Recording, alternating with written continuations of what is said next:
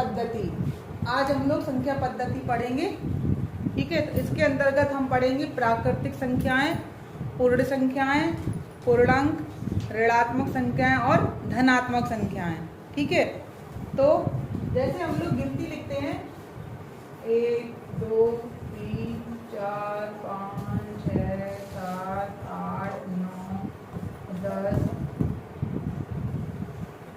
कितनी भी, ये होता है निशान अनंत का। इसका मतलब है इसके आगे अनंत तक, ठीक है। ये जो निशान होता है ऐसा अनंत का निशान होता है, ठीक है। तो जो संख्याएं हम गिनने के लिए अपने रोजमर्रा के जीवन में इस्तेमाल करते हैं, कुछ भी चीज गिनते हो तो गिनती हो हैं, बताओ, गिनते हो ना। कोई भी चीज गिनते हो तो क्या करते हो, गिनती गिन के ही तो करते हो। तो जो संख्याएं हम किसी भी सामान को गिनने के लिए जिन संख्याओं का प्रयोग करते हैं उन्हें कहते हैं प्राकृतिक संख्याएं। प्राकृतिक संख्याएं किसे कहते हैं? प्राकृतिक संख्याएं जिनका प्रयोग हम किसी वस्तु या सामान को गिनने के लिए करते हैं। जिन संख्याओं का प्रयोग हम किसी वस्तु या सामान को गिनने के लिए करते हैं वो संख्या क्या होती है? प्राकृतिक संख्याएं, यानी कि नेचुरल नंबर, प्रकृति से हमें मिली है संख्याएं, और जिनका प्रयोग हम करते हैं किसी भी चीज को गिनने के लिए। क्या के लिए करते हैं? किसी भी चीज को गिनने के लिए जिन संख्याओं का प्रयोग करते हैं वो क्या कहलाती हैं? प्राकृतिक संख्याएं कहलाती हैं। मान लो तुम्हारे पास 4 रुपए हैं, ठीक है, और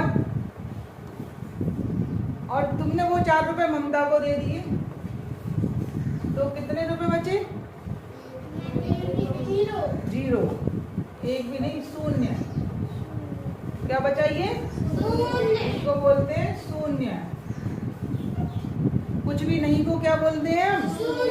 शून्य। मान लो डलिया में 5 आम है और 5 भाई बहनों ने एक ले लिए, तो क्या बचा डलिया में?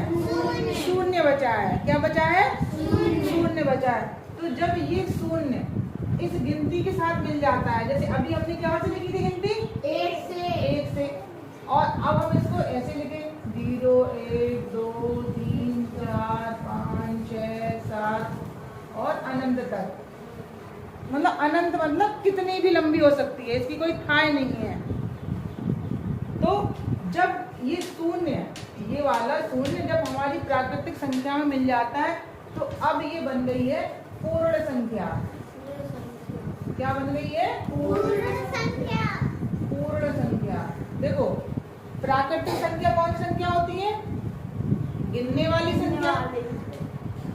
कौन सी संख्या होती है? गिनने वाली, जिनका प्रयोग हम किसी सामान या किसी वस्तु को गिनने में करते हैं। कौन सी संख्या होती है? प्राकृतिक संख्या।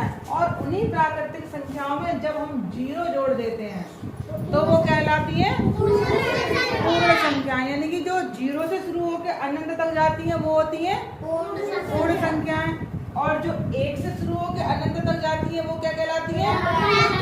देखो ध्यान से समझना, बहुत कंफ्यूजिंग वाली चीज है कि पूर्ण संख्या क्या होती है और प्राकृतिक संख्या क्या होती है। केवल 0 का अंतर है, केवल 0 का अंतर है कि इसमें 1 से शुरू हो रही है प्राकृतिक संख्या में, और यहाँ पे क्या है शुरू हो रही है? 0 से। जब 0 भी मिल जाता है तब क्या हो जाती है संख्या? पूर्ण संख्या हो जाती है। तो इतना समझ में आ गया कि प्राकृतिक संख्या क्या होती है और पूर्ण संख्या क्या होती है? क्या होती है प्राकृतिक संख्या?